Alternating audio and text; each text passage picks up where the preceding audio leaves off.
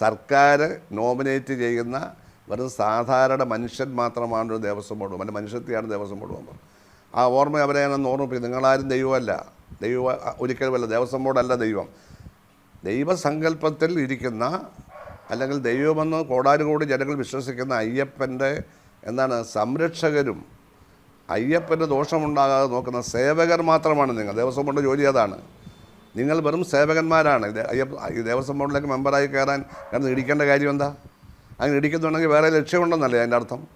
വളരെ സൂക്ഷിച്ചെടുക്കേണ്ടതാണ് ദേവസ്വം ബോർഡ് മെമ്പർമാർ. ഈ ഇപ്പോൾ ഇരിക്കുന്ന ദേവസ്വം ബോർഡ് പ്രസിഡൻറ്റ്, അദ്ദേഹം കഴിഞ്ഞ അസംബ്ലി ഇലക്ഷനിൽ അറിഞ്ഞതാണ്. അദ്ദേഹം UDFൻ്റെ സ്ഥാനാർത്ഥിയായിട്ടുമായിരുന്നു അവിടെ ട്രിവാൻഡ്രത്തേതോ.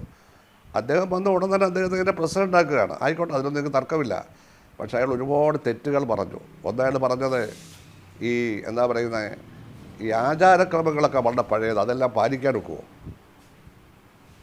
അത് ടെലിവിഷനിൽ പറഞ്ഞതാണ്, ഞാൻ കേട്ടോണ്ടിരിക്കുക.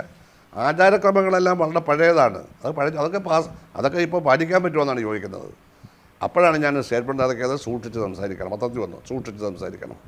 ക്ഷേത്രം എന്ന് പറഞ്ഞാൽ ആചാരമാണ്, അത് പഴയതോ പുതിയതോ ഒന്നും പ്രശ്നമൊന്നുമില്ല. അത് ശാസ്ത്രീയമായിട്ടാണോ അല്ലയോ എന്ന് നമുക്ക് വാദപ്രതിവാദം നടത്താനേ പറ്റില്ല. അത് വിശ്വസിക്കുന്നവർ വിശ്വസിക്കട്ടെ, ഇല്ലാത്തവരങ്ങോട്ട് പോകണ്ട, അത്രയല്ലേ ഉള്ളൂ.